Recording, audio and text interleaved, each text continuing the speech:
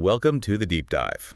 So you sent over a bunch of sources, these videos with Alex Hormozi, and today we're going to really unpack them. Yeah, looking forward to it. Our goal isn't just, looking at the surface stuff. We want to pull out the core growth strategies, the tactics, and really dig into the mindset piece too. How to get motivated, stay motivated. Absolutely. There's a ton of value in the material you shared, and the plan is to distill that down, find those high-impact ideas and principles that you can actually use, whatever your business looks like. We're sticking just to what's in these sources. Exactly. Getting beyond just the specific examples like that Lash Studio case study they talked about. We want to figure out, okay, what's the underlying principle there? How does that apply if you're running, I don't know, a software company or a bakery? Yeah, finding those universal mechanics. So think of this as pulling together a personalized roadmap based on the insights you gave us, cutting through the noise. Okay, let's dive in. One of the first things that really stands out, and it seems to hit everyone, not just newbies, is this feeling of needing to rush. Oh, yeah, that pressure. That urge to grow super fast, make these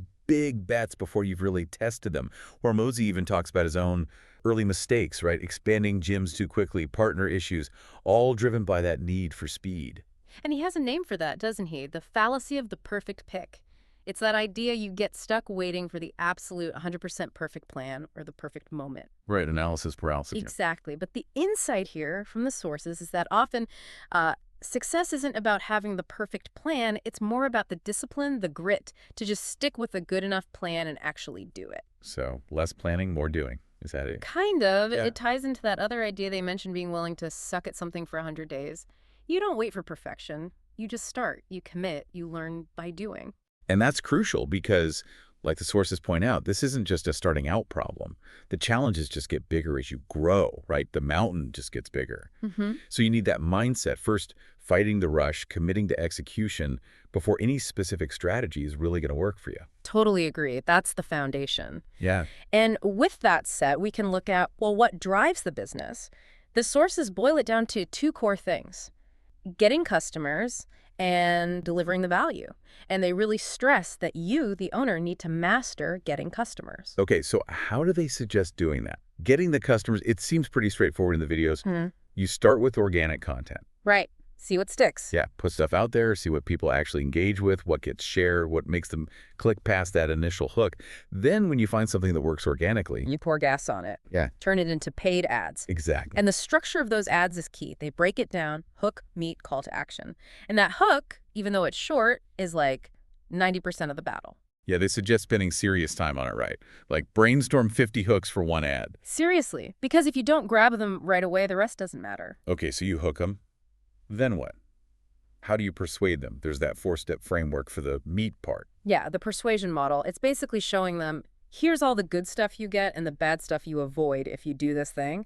And conversely, here's the bad stuff that happens and the good stuff you miss out on if you don't do it. Simple examples, like the gym stuff. Perfect example. Join the gym. More energy, feel better, more good. Less stress, less brain fog, less bad. Don't join, stay tired, more bad. Miss out on feeling awesome, less good. It's about framing the consequences. Got it. And lead magnets come up too, like that $100 scaling roadmap example. They're not just giveaways, are they? No, they're strategic. They attract the right kind of prospect, someone who has the problem your lead magnet hints at solving. It shows you get them. And then there's the VSL, the video sales letter. That seems like a big piece. It's a huge leverage point. Yeah, it asks for commitment. Someone has to watch it, but it lets you deliver a ton of information, handle objections, build trust, maybe 2 hours worth of stuff. Yeah. Much faster than just, random content consumption over weeks. So it speeds up the process from cold lead to someone ready to talk. Massively. You can answer all the common questions right there in the video. Even tackle pricing, potentially, depending on your model. And before you even get on a sales call, you qualify them using something like BAND. Budget, authority, need, timing. Yeah. Often built into an application or a scheduler. It means you're spending your valuable sales time talking to people who are actually likely to buy. Makes the calls way more efficient, I bet. Night and day difference, according to the sources. And another smart tactic, especially for physical businesses, is pre-selling to test markets. How does that work? Instead of just guessing and signing a huge lease, you spend maybe $5K or $10 running ads in a few potential areas first. See where you get the best response, the lowest cost per lead. De-risks the expansion big time. Hugely. But the big warning is, Don't actually sell services in a place you haven't committed to opening yet. That's misleading. It's purely for testing the advertising waters. It all comes back to data, doesn't it? Making decisions based on what's actually happening. 100%. And you need to collect that data. Even simple stuff in a physical store, like a sign-in sheet asking, how'd you hear about us? That waiting area isn't just wasted space. It's a data collection opportunity. So you know where to put your resources, basically. Yeah. Avoid throwing money away. Exactly. Prioritization. Okay, now shifting gears slightly, but this has massive leverage according to the sources. What happens after you get a lead or a customer? Right. Working the leads. They made a huge deal about this. That story about the guy hiring someone just to call, leads back within 60 seconds. Now the sales jump, like a 391% or something crazy. It's insane. It suggests maybe the biggest gains aren't in slightly improving your closing skills, but just in being way, way faster and more persistent with follow-up. That could easily be a 4x or 5x improvement in sales throughput just from handling the leads you already have more effectively. Wow. Mind-blowing. And for existing customers, that Lash Studio example had the BAM-FAM tactic. Book a meeting from a meeting. Sounds simple, but the impact is huge. You just schedule their next appointment while they're standing right there before they walk out the door. Locks in the repeat business. Dramatically boosts return visits and lifetime value. So easy, so effective. And speaking of value, upsells. The stories are really clear. The money isn't usually in the cheap introductory offer. No, that just gets them in the door. The real business, like in the Lash Studio example with the $99 offer, is in the upsell to the full price service or membership. And if your team isn't good at that conversion step, you're leaving a ton of money on the table. Remember that gap. Improving at 90% versus the team at 50%, that's a massive difference in revenue per customer. Improving that step 1 to step 2 conversion is critical. They also talked about zero-cost upsells, like the gym selling supplements or T-shirts. Right. The margin from those extra things, supplements, apparel, maybe even charging for a guarantee, can actually cover your cost to acquire the customer in the first place. Making the core service revenue almost pure profit. Pretty much. It makes the economics way better. You can apply that anywhere. Yoga studio sells mats and props. Consultant sells digital templates. It's about finding related, high-margin add-ons. Memberships came up a lot too, particularly with the Lash Studio, as a way to get stable recurring revenue. Yeah, smooths out the cash flow, builds predictability, even if setting up recurring billing is a bit of a hassle initially. And you can make memberships more attractive with smart pricing, right? Like that weekend surge pricing idea. Exactly. Charge more for peak times, like weekends, but members get the standard rate even then. It makes the membership feel valuable and helps manage demand. What about internal plays? What are those? Those are special promotions just for your existing customers, like the Big Booty Bootcamp example for gym members. So because you already acquired them, the profit margin is way higher. Essentially, yeah. It's often described as free money or just very high ROI because the acquisition cost is already sunk. Running those regularly, maybe quarterly, focusing on one specific aspect of what you offer is a great strategy. And guarantees. They sound good, but the sources emphasize they need real stakes, right? Or what? Absolutely. A weak guarantee is useless. It needs teeth, like the win your money back challenge or a bold unconditional one. If you don't feel you got $500 of value, you get a full refund. Seems risky. It reduces customer fear, definitely. But the flip side is it forces you and your team to be absolutely obsessed with delivering amazing results. It raises your own standards. Okay, pulling this all together for scaling. Yeah. It seems like people are the big bottleneck, your team's ability to execute. Totally. The sources really hammer this. You got to raise your hiring bar. Execution capability limits growth for so many businesses. And that talent arbitrage idea, paying top dollar for top talent. Yeah, the math makes sense. Paying, say, 30% more for someone in the 90th percentile might seem expensive, but if they're literally 5 times more effective than an average person, it's a massive net win. The higher salary pays for itself many times over.